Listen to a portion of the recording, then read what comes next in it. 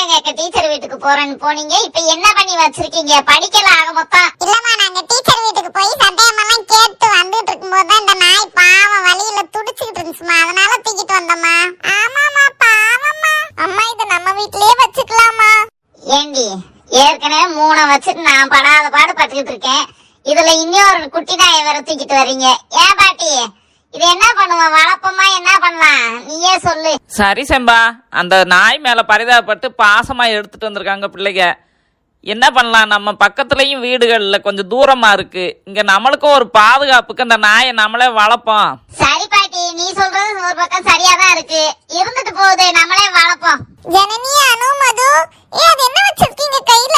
வா ரெஜினா, நாங்க டீச்சர் வீட்டுக்கு போயிட்டு வரும்போது அடிபட்டு கிடந்துச்சு ஒரு குட்டி நாய். அதை எடுத்துட்டு வந்து வளர்க்கலான்னு பாட்டிகிட்ட கேட்டோம். பாட்டியும் சரின்ட்டாங்க. நாங்க வளர்க்க போறோம். அப்படியா? ரொம்ப அழகா இருக்கு. கொஞ்ச நேரம் நான் வச்சுக்குவேன். இப்படி வந்து உட்காரு ரெஜினா, நானும் தொட்டு பார்க்குவேன். Okay, sure Megha. ஐ, குட்டி நாய். ஜனனி அக்கா, இந்த நாய் எப்ப வாங்குனீங்க? ரொம்ப அழகா இருக்கு. இந்த நாய் பேர் என்னக்கா? வாங்கல ஜான், தூக்கிட்டு வந்தோம்.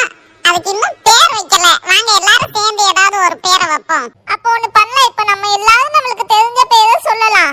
ஆன்ட்டியும் பாட்டியும் அதுல இருந்து தேர்ந்தெடுக்கட்டும். சீசர், லக்கி, மணி, டைகர், சிஜே. நல்லா இருக்கா? அட, சிஜே நல்லா இருக்கு. ஆமா, எனக்கும் சிஜே பிடிச்சிருக்கு. ஏய் ஜனனி சொன்ன பேரு அந்த நாய் கூட பிடிச்சிருக்கு போல இருக்கு. சரி, சீஜனே வச்சிருவோம். அதுவே எல்லாருக்கும் பிடிச்சிருக்கு. சிஜே.